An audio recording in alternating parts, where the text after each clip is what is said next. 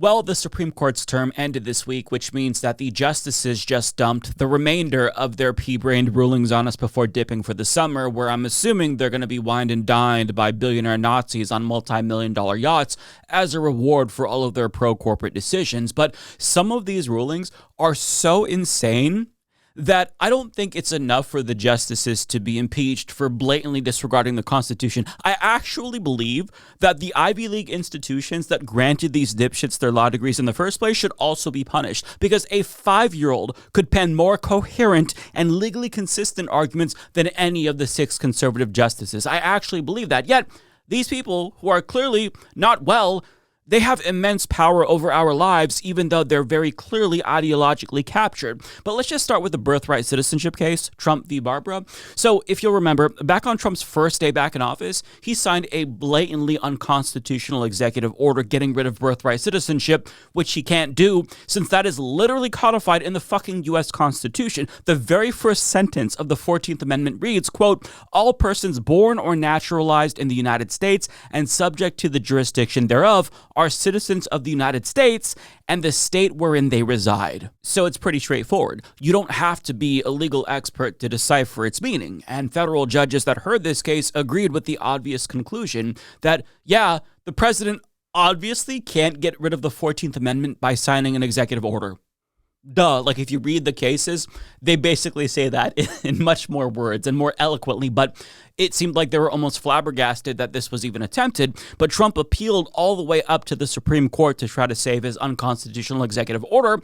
And in a sane world, when they hear this, it'd be an easy 9-0 decision against Donald Trump with almost no deliberation whatsoever, because why would they seriously even entertain whether or not the president can repeal an entire constitutional amendment with a stroke of a pen? It's unserious on its face. And thankfully, the Supreme Court did ultimately find that the president cannot, in fact, do that.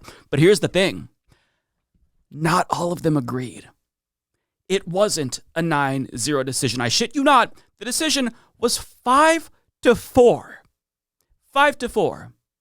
In other words, 4 of the 9 justices think the president should have the power to overturn constitutional amendments that he doesn't like. Now, Kavanaugh concurred with the majority opinion in part and agreed that Trump's executive order was illegal, but only because it violated a federal statute and not the 14th Amendment specifically, meaning that he thinks that Trump does have the power to overturn the 14th, which is wild, but he just has to do it in a different way. So, these people are fucking crazy.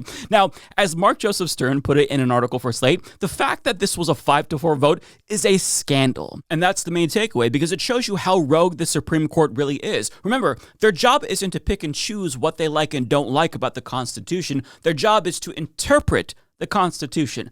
That's it. See, that's helpful because sometimes amendments are a little bit obtuse and they leave room for interpretation.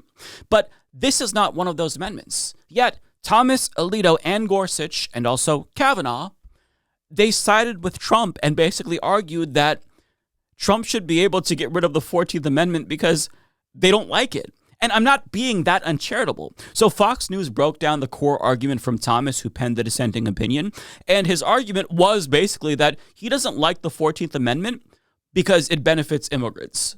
Yeah, in his dissent, he gets to that point, Bill, that you're making there. The 14th Amendment was enacted in the wake of the Civil War, quote, with the one pervading purpose of securing equal citizenship for the freed slaves. He writes, it was enacted, as Justice Harlan wrote, to secure to a race recently emancipated the civil rights that other citizens enjoyed. So Thomas has always been about that was the purpose of the 14th Amendment. He goes on to say that the court, meaning the majority now, has repurposed the 14th Amendment to protect its own set of preferred rights that the Reconstruction Congress never contemplated and that cannot find support in the text. Today, the court does so by recognizing a constitutional right to citizenship for the children of all foreign birth tourists and illegal aliens. He uses very specific language there. So as you can see, he's not even trying to make a real argument. I don't like it, ban it is not a real argument. And it doesn't matter what he thinks the purpose of an amendment is. It says what it says. If it was only intended to apply to children of freed slaves, it would have said that explicitly. But because he personally doesn't like it, he thinks the president should be allowed to overturn it with a stroke of a pen. It's fucking insane to me. Now, in Mark Joseph Stern's write-up about this ruling, he gives us a summary of Roberts' arguments and writes, Roberts walks through the congressional debates over the amendment to show that its framers recognized that their handiwork would apply to the children of immigrants. The framers of the 14th Amendment sought to ensure that the United States would never again tolerate an underclass denied full equality by accident of birth.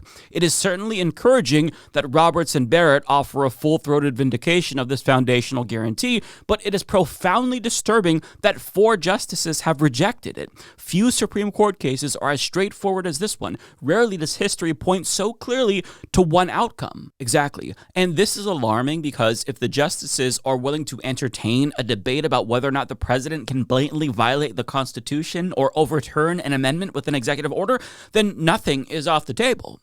If Trump wants to run for a 3rd term, the 22nd Amendment might not necessarily stop him, because if some justices think that he can overturn the 14th, then why wouldn't they also think it's fine for him to overturn the 22nd Amendment in the same way? Like, it's a sign that 4 of the 9 justices would give Trump legal cover if he chose to go full dictator. They're basically fine with him disregarding the Constitution and even possibly suspending it. And it's not like this is new for them, since this is the same court, mind you, that gave him near absolute immunity, but it's still fundamentally disturbing to see sitting Supreme Court justices argue that he should be given absolute power as well. It is truly mind-boggling. And a lot of conservatives seem to agree with the justices in the minority here. A viral post by Gunther Eagleman, for example, shows him attacking Roberts and Barrett for siding with the liberals in this case, and he portrayed Barrett as some stereotypical SJW who doesn't care about the Constitution, which is ironic. But what these stupid motherfuckers fail to realize is that this decision benefits them too. Because think about it. If we allow presidents to overturn constitutional amendments that they don't like, what's stopping a future Democratic administration from banning guns via executive order or banning Christianity? Like, they would never do that, but that's a possibility if the Constitution is no longer binding and it's just a mere recommendation. Like, the entire system as we know it would unravel. But their tiny little brains can't comprehend that because they refuse to see past their own racism. They don't want brown people to have citizenship, and that's the only thing that matters to them. Consequences be damned. But it's not like the Supreme Court hasn't given white supremacists a win recently, because they absolutely have. And that brings us to the next SCOTUS decision. The New York Times reports that the Supreme Court also expanded Trump's power over immigration in a 6-3 decision, which gives him a lot of leeway, quote, to set the nation's immigration policy, which paves the way for the regime to end temporary protected status for hundreds of thousands of people, notably Haitians and Syrians. And if that wasn't bad enough, the court also gave Trump the power to turn away immigrants seeking asylum on the southern border, which is a human right under international law, by the way. But listen, never ever let these white supremacists gaslight you into thinking that they were ever in favor of legal immigration like they said they were, because these rulings specifically apply to legal immigrants who are following the law.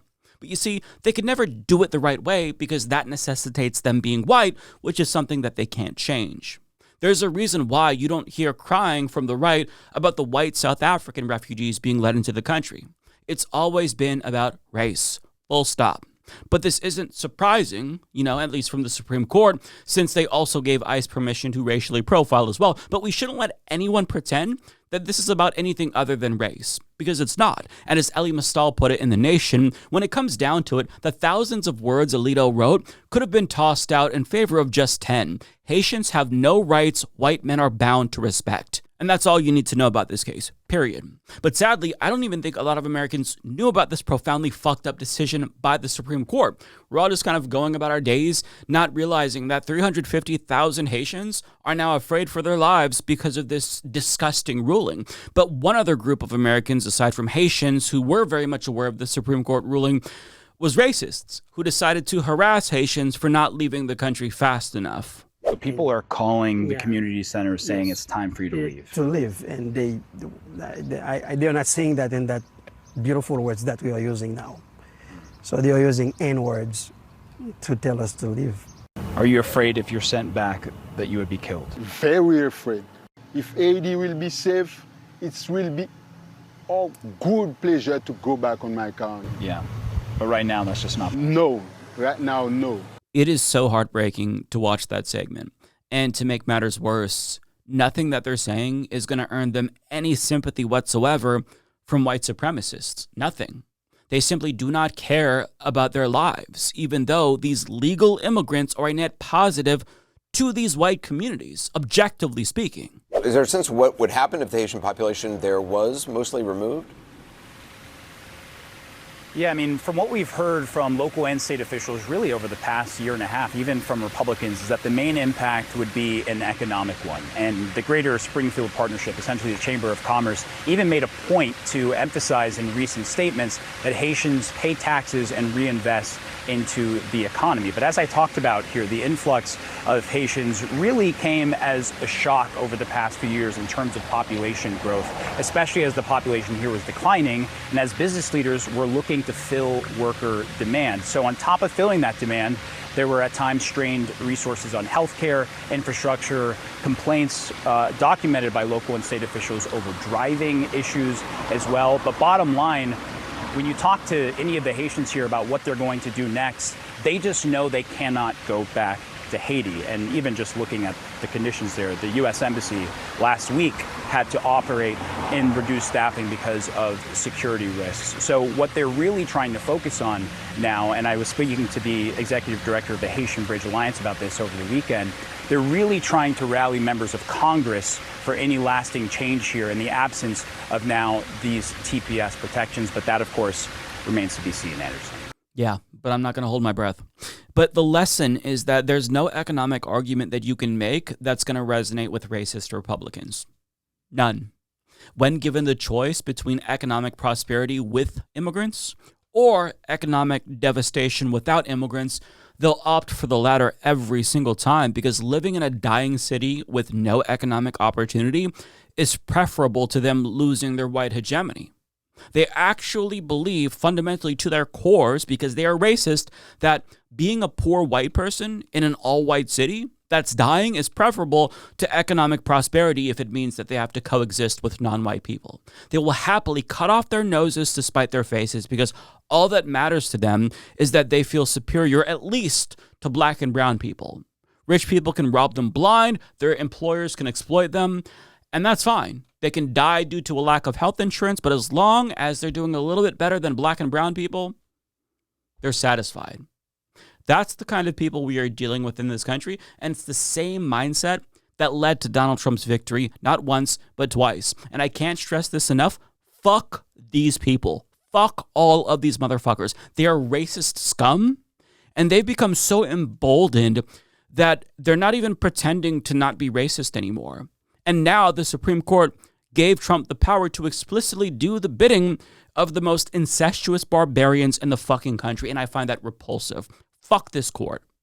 But that's not the only power that Trump got thanks to the Supreme Court, because as HuffPost reports, the Supreme Court just overturned nearly a century of precedent in the case of Trump v. Slaughter by giving Trump the ability to fire heads of agencies without cause, which effectively ends their independence and enshrines unitary executive theory into law.